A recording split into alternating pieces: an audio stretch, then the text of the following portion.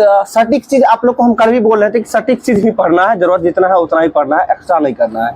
Math reasoning के लिए और सारा सेक्शन को जो है ना, हिस्ट्री ज्योग्राफी पॉलिटी जो भी सेक्शन है, सभी सेक्शन को जो है बांट के एक इस बुक में जो है किरण पब्लिकेशन का बताए थे, बिहार शिक्षक के लिए जो है गाइड आया है, सेल्फ स्टडी गाइड। ठीक है, सेल्फ स्टडी गाइड। और इसमें बारी हम एक चीज अभी वही देख रहे थे कि मैथ्स का हर एक चैप्टर से जितना जरूरत है, हर एक चैप्टर का उतना पहले उसका जो एग्जाम्पल जैसे देखते हैं आप बुक में दिया हुआ रहता है, उस तरह से एग्जाम्पल देके और क्वेश्चन देके बनाने के लिए प्रैक्टिस सेट दे दिया गया है।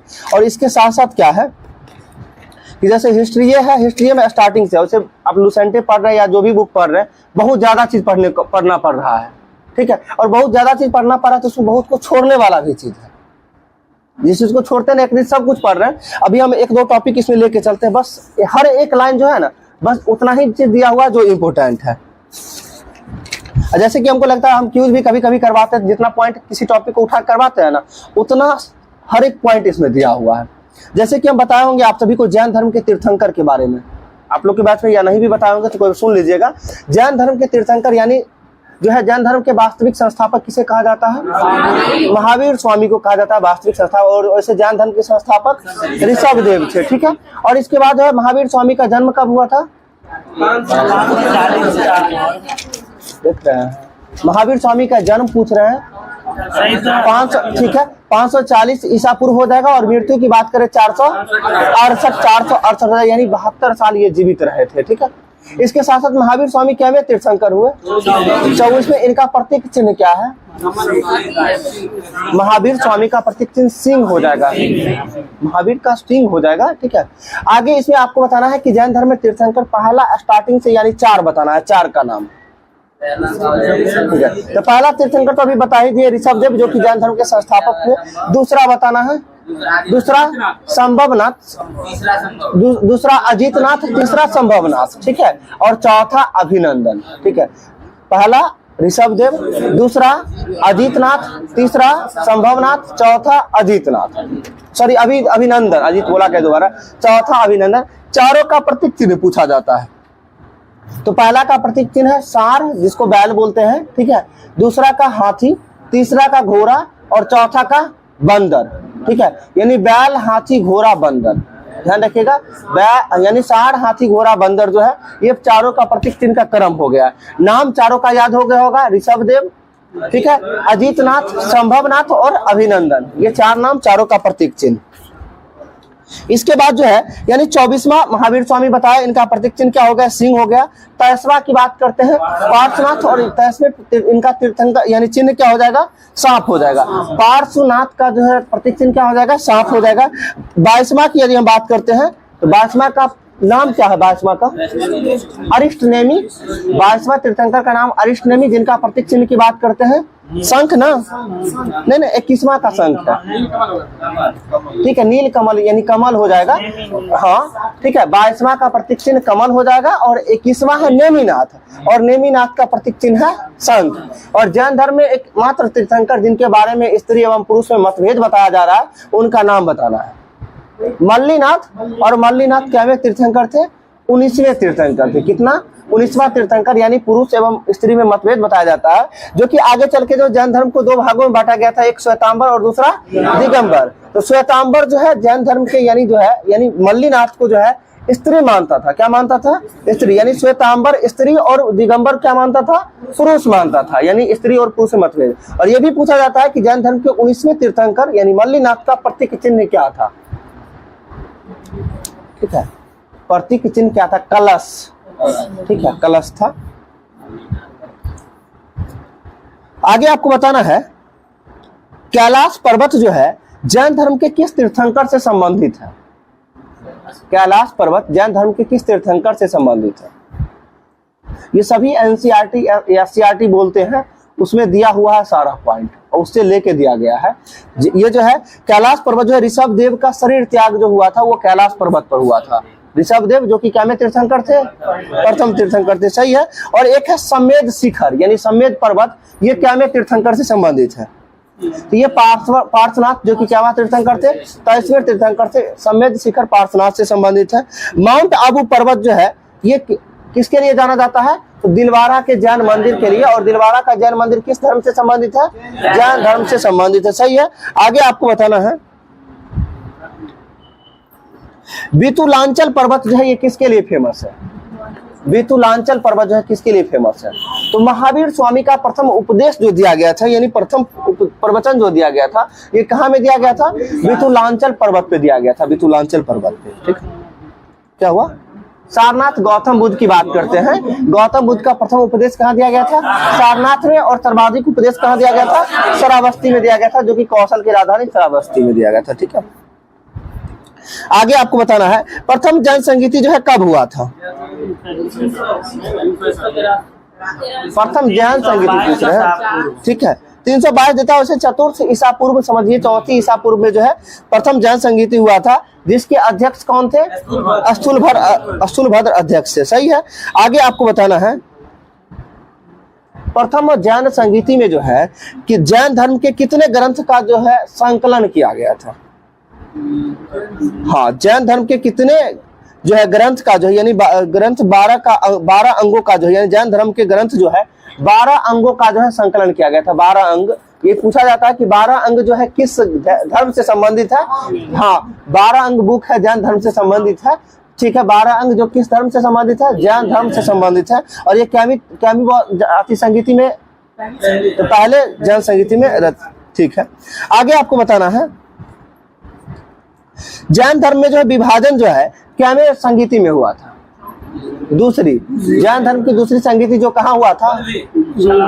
वल्लभी गुजरात। और पहला कहाँ हुआ था? पाटलिपुत्र। दूसरा वल्लभी गुजरात में हुआ था, जिसकी अध्यक्षता किसके द्वारा किया गया था? देवाजी क्षमा श्रवण के द्वारा किया गया था। और पहला का अध्यक्षता स्थूलभद्र के द्वारा किया गया था। और दूसरी जैन संगीति में जो है जैन धर्म 2 भागों में बट गया था, जो कि अभी जस्ट बताए थे आप लोग को। ठीक है। श्वेतांबर और दिगंबर में बट गया था। सही है।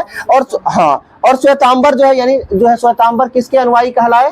स्थूलभद्र के। स्थूलभद्र के अनुयायी श्वेतांबर, और दिगंबर किसके अनुयायी? भद्रबाहु के। तो सब इसको भी याद रखने में कंफ्यूजन होता है थोड़ा सा, कौन स्थल ये जो है कौन हो जाएगा स्थूलभद्र का और कौन हो जाएगा भद्रबाहु का। देखिए, स्थूलभद्र की बात करते हैं और श्वेतांबर की बात करते हैं, तो आधा गुस्सा दोनों में आ रहा है। देखिए, तो दोनों में आधा स्व से श्वेतांबर, और स्थूलभद्र में भी आधा स्व आ रहा है, तो इसे याद रखना है। स्थूलभद्र कौन सा हो जाएगा? श्वेतांबर। और एक बचा तो दिगंबर हो जाएगा भद्रबाहु के नेतृत्व में। ठीक है।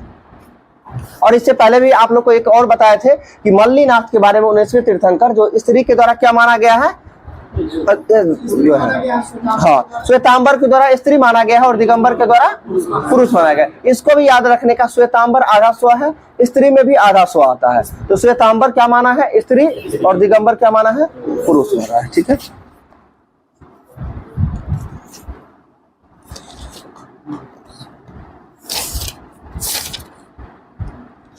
आगे बताना है बौद्ध धर्म जो है गौतम बुद्ध के जीवन की घटनाएं में गृह त्याग की घटना को क्या कहा गया है? महाविनिष्क्रमण कहा गया है। सही है। ज्ञान प्राप्त होने की घटना को क्या कहा गया है? संबोधि या फिर धर्म चक्र परिवर्तन भी देता है। कहीं प्रथम उपदेश जो दिए हैं उसको धर्म चक्र परिवर्तन कहा जाता है। ठीक है। यानी प्रथम उपदेश क्या कहलाया?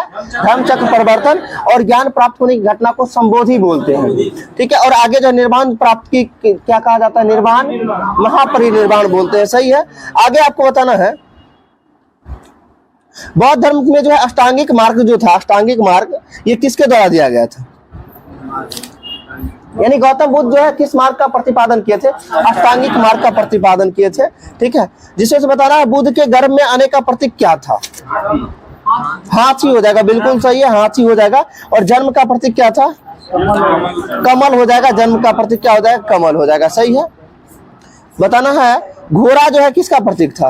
गृह त्याग का प्रतीक था घोड़ा। सही है। आगे आपको बताना है पीपल किसका प्रतीक था? ज्ञान प्राप्ति का प्रतीक था पीपल। सही है। आगे बताना है समृद्धि का प्रतीक क्या था? समृद्धि पूछ रहे हैं। समृद्धि का प्रतीक शेर था। ठीक है सर। हाँ, समृद्धि मतलब क्या हो? यानी आगे बढ़ने, यानी संपूर्ण समृद्धि की बात करते हैं। ये हो जाएगा, इसका प्रतीक चिन्ह है शेर। ठीक है। निर्वाण का प्रतीक चिन्ह क्या था? पद चिन्ह था। और मृत्यु का प्रतीक चिन्ह क्या था? स्तूप हो जाएगा मृत्यु का प्रतीक चिन्ह। सही है। आगे आपको बताना है मिलिंद पन्हो में जो है किस किस के बारे में बताया गया है? मीनांडर और नागसेन के बारे में जो है मिलिंद पन्हो में बताया गया है, मीनांडर और नागसेन के बारे में। सही है। आगे आपको बताना है भारतीय राष्ट्रीय आंदोलन का क्रम जो है 1885 से लेकर कब तक चला है? 1905 तक चला है, 1885 से 1905 तक। जिसमें आपको बताना है भारत में राष्ट्रीय आंदोलन का प्रारंभ कब से माना जाता है? तो 1885 से माना जाता है। ठीक है। आगे आपको बताना है और इस तब से जो है यानी भारतीय राष्ट्रीय कांग्रेस का स्थापना कब हुआ था? 1885 में हुआ था। सही है। इसका प्रथम अधिवेशन कहाँ हुआ था? मुंबई में हुआ था। सही है। इसकी अध्यक्षता रमेश चंद्र बनर्जी के द्वारा किया गया था। सही है। आगे आपको बताना असहयोग आंदोलन कब जो है प्रारंभ हो गया था?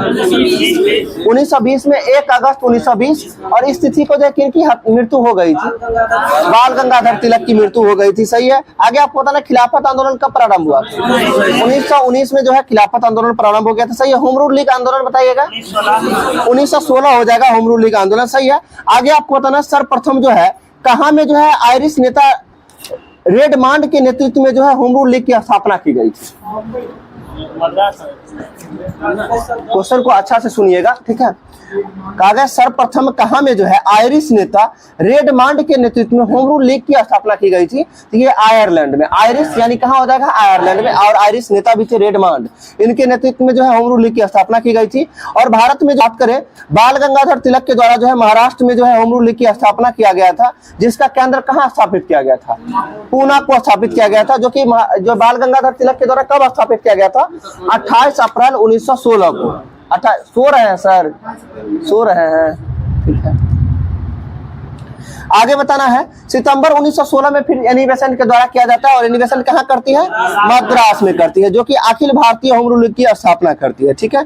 आगे आपको बताना है जो है न्यू इंडिया पत्रिका जो है किनके द्वारा? एनी बेसेंट के द्वारा। और एक कॉमनवेल्थ पत्रिका जो था एनी बेसेंट के द्वारा। और इन दोनों में जो है होम रूल लीग का प्रचार प्रसार किया गया था, इन दोनों पत्रिका में। ठीक है। आगे आपको बताना है बाल गंगाधर तिलक का पत्र कौन था? केसरी। जो किस भाषा में था? केसरी था मराठी में। और मराठा किस भाषा में था? मराठा अंग्रेजी में। मराठा अंग्रेजी होगा, सुन लीजिए। केसरी मराठी में और मराठा अंग्रेजी में। ये किनके द्वारा था?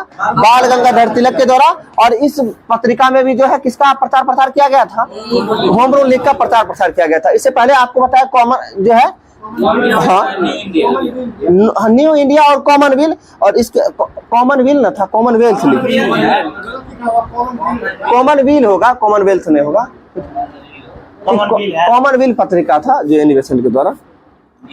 आगे आपको बताना है भारतीय राष्ट्रीय आंदोलन का जो है तीसरा चरण जो है किस नाम से जाना जाता है?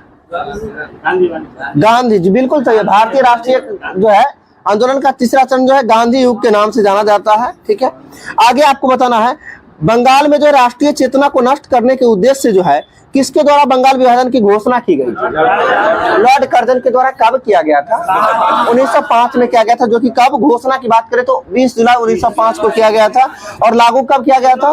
16 अक्टूबर ना, 16 अक्टूबर 1905 को जो है प्रभावी हो गया था। 16 अक्टूबर 1905 को प्रभावी हो गया था। ठीक है। और इसी के विरोध में जो कौन सा आंदोलन हुआ था? स्वदेशी आंदोलन हुआ था। सही है। जो कि कब हुआ था? 7 अगस्त 1905। 6 बोल रहे हैं। ठीक है। इसके बाद जो 1906 में क्या हुआ था? मुस्लिम लीग का स्थापना। और मुस्लिम लीग के संस्थापक कौन हुए? संस्थापक सलीमुल्लाह खां। और अध्यक्षता करने वाले पहले व्यक्ति आगा खां के द्वारा जो है अध्यक्षता किया गया था। सही है। आगे आपको बताना है कामाघाटा मारू का घटना कब घटित हुआ था? 1914 में हुआ था। और ये कहाँ का जहाज था? जापान का जहाज था। और कहाँ की यात्रा पे निकला था? कनाडा की यात्रा पे निकला था। सही है। आगे आपको बताना है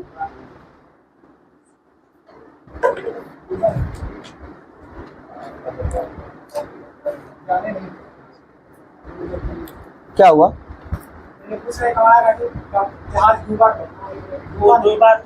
ये डूबा नहीं था। ठीक है।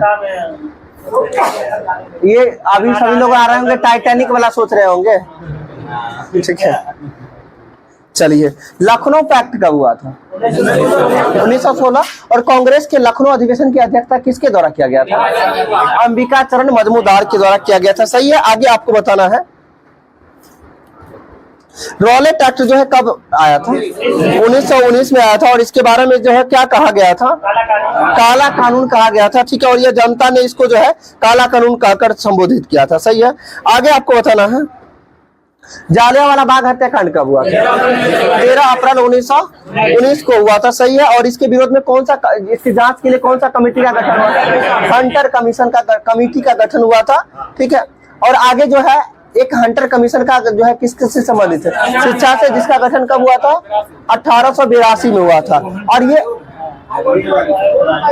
आयोग, अच्छा हंटर आयोग, कमीशन, कमीशन का हिंदी आयोगे होता है, कमीशन हिंदी में आयोग, ठीक है। ये जान लीजिए, आप सीधा समझ लीजिए। हाँ, इसमें चांद है। आपको बताना है 1882 में जो है शिक्षा से संबंधित जो आयोग आया था, यानी ये जो है क्या बोल दिए, हंटर कमीशन जो आया था, ये किस पर आधारित था? 1882 का जो है हंटर कमीशन था, ये किस पर आधारित था? तो शिक्षा से आधारित था। और किस जो है किस ईस्वी का जो है ये मैग्ना कार्टा बोलते हैं? 1854 का जो है शिक्षा का मैग्ना कार्टा, जिसे चार्ल्स वुड के डिस्पैच यानी बोला जाता है, चार्ल्स वुड डिस्पैच का जो है सिद्धांत का जो है पे आधारित था। यानी 1854 में जो आया था चार्ल्स वुड के सिद्धांत आया था, इसी पे आधारित 1882 में आया था जो है। क्या कोठारी आयोग का भी संबंध जो था, कोठारी आयोग का संबंध शिक्षा से, ये जो कि प्राथमिक शिक्षा से संबंधित है कोठारी आयोग, ठीक है। इंदिरा गांधी के समय 1969 के आसपास वही हुआ, इंदिरा गांधी 1966-67 में, सही है, ठीक है। आगे आपको बताना स्वराज पार्टी का गठन कब हुआ था? 1923 में किसके द्वारा किया गया था? मोतीलाल नेहरू और चित्तरंजन दास के द्वारा, ठीक है। आगे आपको बताना साइमन कमीशन का गठन कब हुआ था? 1927 में, सही है। आपको बताना साइमन कमीशन किस पर आधारित था? 1919 के भारत शासन अधिनियम पे आधारित था साइमन कमीशन। उसी के समीक्षा के लिए आया था, यानी 1919 के भारत शासन अधिनियम की समीक्षा के लिए कौन सा आयोग आया था? साइमन कमीशन आया था। और आगे चल के जो 1935 का भारत शासन अधिनियम, ये किस पर आधारित था? ये साइमन कमीशन पर आधारित हो जाएगा, 1935 का भारत शासन अधिनियम, ठीक है। आगे आपको बताना है नेहरू रिपोर्ट कब प्रकाशित हुआ था? 1928 में हो जाएगा, 1928 में, ठीक है। बताइएगा HRA का स्थापना कब हुआ था? 1924 और HSRA 1928 में हुआ था, सही है। आगे आपको बताना है पूर्ण स्वराज का लक्ष्य जो है कब रखा गया था? 1929 का जो है कौन सा अधिवेशन हो जाएगा? लाहौर अधिवेशन हो जाएगा, सही है। देखा जिन्ना फॉर्मूला में जो है कुल कितना सूत्र था, यानी कितना सूत्र मांग किया गया था जिन्ना के द्वारा? 14 सूत्री मांग था मोहम्मद अली जिन्ना के द्वारा। और गांधी जी के द्वारा जो है कितना? 11 सूत्री मांग था। और गांधी जी के द्वारा 11 सूत्री मांग कब रखा गया था? हाँ, इरविन हो जाएगा, इरविन ने गांधी इरविन की बात करते, गार्विन इरविन समझौता जो हुआ था कब हुआ था? 5 मार्च 1931 को, जिसमें गांधी जी के द्वारा कितना सूत्री मांग? 11 सूत्री मांग रखा गया था, सही है। आगे आपको बताना है, कल आप लोग को गोलमेज सम्मेलन वाला बताए थे ना, ठीक है। प्रथम गोलमेज सम्मेलन किस तिथि को प्रारंभ हुआ था? 12 नवंबर हो जाएगा। दूसरा गोलमेज सम्मेलन 7 सितंबर और तीसरा 17 नवंबर हो जाएगा, यानी 12, 7, 17, 100 से 7, 100 से सितंबर, और पहला तीसरा नवंबर मंथ में हुआ था, सही है। सांप्रदायिक पंचायत की घोषणा किसके द्वारा किया गया था? रेमजे मैकडोनाल्ड के द्वारा किया गया था। सांप्रदायिक पंचायत की घोषणा किसके द्वारा? रेमजे मैकडोनाल्ड के द्वारा, ठीक है। इटली का घोषणा कब हुआ था? क्लीमेंट इटली का घोषणा कब हुआ था? 1947 में ना, 20 फरवरी 1947 जी। कांग्रेस के किस अधिवेशन में जो है भारत छोड़ो आंदोलन प्रस्ताव पारित किया गया था? ठीक है, हाँ वर्धा, ठीक है, बिल्कुल सही है। जो ये जो है वर्धा बोले तो ठीक है, लेकिन आपसे बोले मुंबई में ही है, ठीक है, जो कि 8 अगस्त 1942 को। और प्रारंभ कब हो गया था? 9 अगस्त, ठीक है। आगे आपको बताना महात्मा गांधी के द्वारा करो या मरो का नारा कब दिया गया था? भारत छोड़ो आंदोलन के दौरान नहीं दिया गया था करो या मरो, ठीक है। और आराम हराम का नारा किसके द्वारा दिया गया था? जवाहरलाल नेहरू के द्वारा दिया गया था, सही है। और महात्मा गांधी के द्वारा जो करो या मरो का नारा जो कहाँ से दिया गया था? ये बंबई के ग्वालियर टैंक मैदान से, ग्वालियर टैंक मैदान से दिया गया था। सही है, आगे आपको बताना है।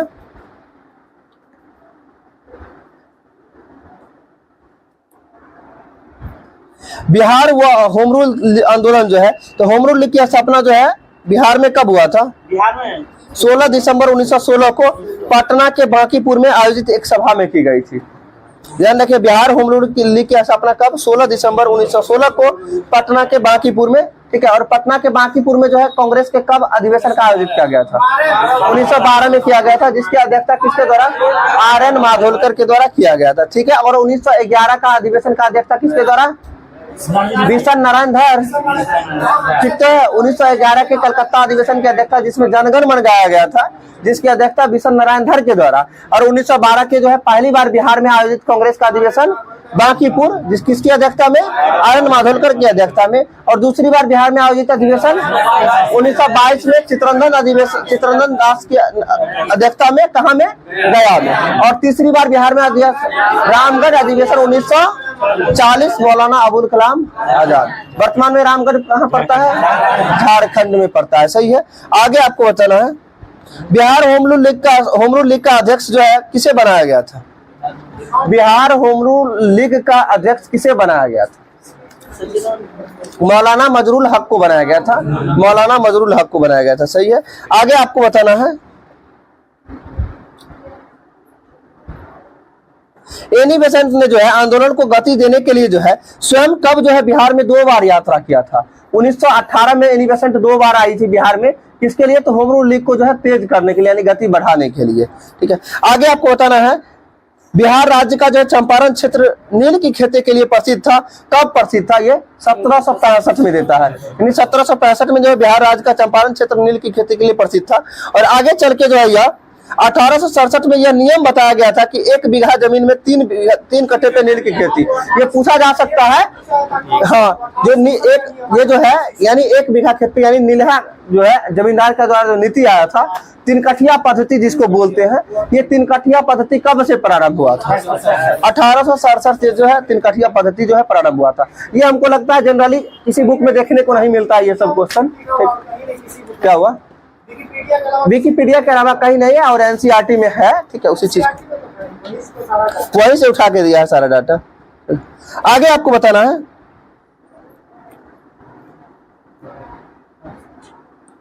बिहार, ये जो है बिहार के चंपारण व दरभंगा के नील उत्पादकों ने विद्रोह किया था और चंपारण नील आंदोलन शुरू किया था। ये कब शुरू किया गया था? ये देता है 1867 से लेकर 88 तक देता है, यानी उसी वर्ष से जो है प्रारंभ हो गया था विरोध करना, ठीक है। और बिहार में जो इस आंदोलन को जो है राष्ट्रीय नेता किसे कहा गया? चंपारण सत्याग्रह का राष्ट्रीय नेता महात्मा गांधी ना, महात्मा गांधी के नेतृत्व हुआ था। बट आगे आपको बताना, महात्मा गांधी को 3 कठिया पद्धति से अवगत कराने का काम किसके द्वारा? राजकुमार शुक्ला के द्वारा। कब अवगत करवाया था? 1916 के लखनऊ अधिवेशन में करवाया था जाके, ठीक है। आगे आपको बताना है, दिया हुआ भी है इसमें, राजकुमार शुक्ला ने ही जो है गांधी जी का ध्यान यूरोपियन नील बागान मालिकों द्वारा किसानों के शोषण की ओर जो है आकर्षित किया था, ठीक है। और आगे चल के जो है 15 अप्रैल 1917 को जो है गांधी जी राजकुमार शुक्ला के साथ जो है चंपारण पहुंचे थे। यानी गांधी जी राजकुमार शुक्ला के साथ जो है चंपारण कब पहुंचे थे? 1917 में, यानी 15 अप्रैल 1917 को पहुंचे थे। और इसी वर्ष इन्होंने जो है चंपारण सत्याग्रह शुरू कर दिया था। आगे आपको बताना है, किसानों से जुड़े इस सत्याग्रह के गतिरोध को दूर करने के लिए जो है अंततः बिहार के उपराज्यपाल उस समय कौन थे? बिहार के उपराज्यपाल एडवर्ड गेट था, ठीक है। वहां बिहार का उस समय जो है 1917 में बिहार का उपराज्यपाल कौन था? एडवर्ड गेट था। और गेट के द्वारा जो है गांधी जी को गेट ने बुलाया 10 जून 1917 को, यानी आप 15 अप्रैल को आए थे, 10 जून 1917 को एडवर्ड गेट के द्वारा जो है बुलाया गया गांधी जी को। और जो है एक समिति का यानी गठन किया गया था, यानी इस आंदोलन को समाप्त करने के लिए। और आगे चल के जो है चंपारण एग्रीगेरियन कमेटी नामक इस समिति ने जो है गांधी जी को भी सदस्य बनाया गया था। यानी किस कमेटी का गठन किया गया था? चंपारण एग्रीगेरियन कमेटी का गठन किया गया था, ठीक है। किससे संबंधित था चंपारण एग्रीगेरियन कमेटी का संबंध? नील आंदोलन से, यानी चंपारण सत्याग्रह से संबंधित था, ठीक। कुछ पता ही नहीं चलेगा कहाँ से आ रहा है, सही बात है। आगे आपको बताना है, इसीलिए ना हम पढ़ रहे थे, थोड़ा सा इंटरेस्टिंग लग गया कि नहीं इसको पढ़ना चाहिए, ठीक है। और सबसे बड़ी चीज इसमें क्या अच्छा लगा कि एक एक टॉपिक को जो है ना, एक टॉपिक जैसे दे दिया 1919 का भारत शासन अधिनियम, इससे रिलेटेड जितना भी पॉइंट है एक साथ दे दिया। अभी जैसे हम बता रहे थे बिहार हुआ चंपारण सत्याग्रह, इससे रिलेटेड जितना भी पॉइंट है एक साथ दे दिया। ये इसमें पढ़ने में जो है थोड़ा इंटरेस्टिंग लगता है। भले ही लगेगा आपको कि हम बहुत कम चीज पढ़े हैं, लेकिन आपको ये अंदर से कॉन्फिडेंस मिलेगा कि नहीं हम जो भी चीज पढ़े वो याद हो रहा है, ठीक है। वही चीज होता है ना, हम बता रहे हैं ना, जिस समय 8th 9th में थे उस समय देखते थे जो कंप्यूटर का तैयारी मेरे घर के बगल में अंकल लोग करते थे, उनका कॉपी देखते थे ना, पढ़ने में बहुत मजा आता था। मजा इसलिए आता था कि सजा के लिखा हुआ रहता था और यही सब बात लिखा हुआ रहता था, पढ़ने में मजा आता था। लेकिन वही बुक एनसीईआरटी पढ़ते थे, उसमें कुछ पता ही नहीं चलता था, ठीक है। वही चीज होता है, सजा के लिखा हुआ रहता है। भले ही इसी चीज को एनसीईआरटी में पढ़ेंगे आप, पता चलेगा इतना ही बात को पढ़ने में 1 घंटा लग गया, कुछ पता ही नहीं चला क्या पढ़े नहीं पढ़े, सो ठीक है। और सबसे बड़ी चीज आप लोग के लिए खास करके है, थोड़ा पढ़ने का तरीका बदलिएगा। हम ऐसे नहीं कोशिश करते थोड़ा सा कम बताएं बोले इस मामले में, लेकिन थोड़ा जरूरी होता है। आप लोग पढ़ते हैं, लगता है याद नहीं हो पा रहा है, कारण है इसका, आप एक बार पढ़िएगा कोई भी चीज कितना परसेंट आप गेन कर पाइएगा, किसी को नहीं हो पाएगा। अगर एक बार पढ़ने से अगर यदि सबको सब कुछ याद हो जाए तो फिर कंपटीशन इतना मुश्किल थोड़ी ना रहता। वही चीज ना कह रहे हैं, इसलिए थोड़ा सा सोचा जाए। आप कोशिश यही करिएगा, एक बार आप सीधा मन में इस चीज को सेट कर लीजिएगा।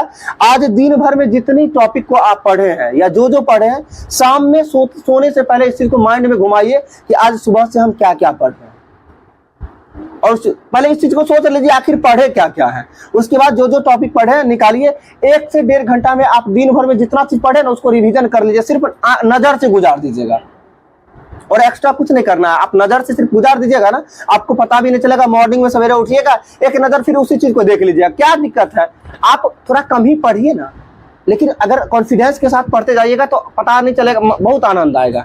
नहीं पता चलेगा पढ़ते जा रहे हैं, पीछे क्या पढ़े सारा चीज गायब हो गया, इससे फायदा नहीं होगा। आपको बेनिफिट के लिए पढ़ना है। आप कोशिश करिए कम ही चीज को पढ़े, लेकिन बार बार रिवीजन करें।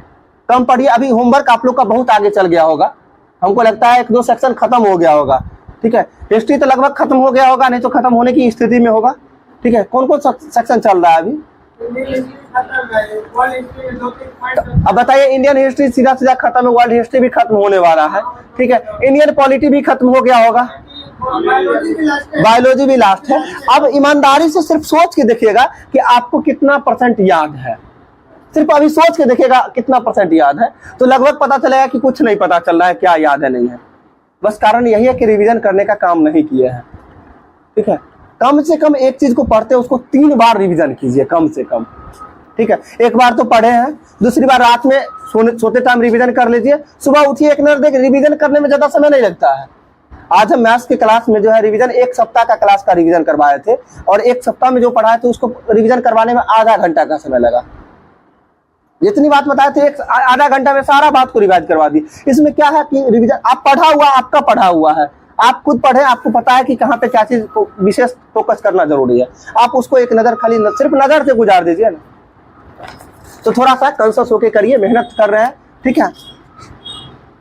आगे बताइएगा,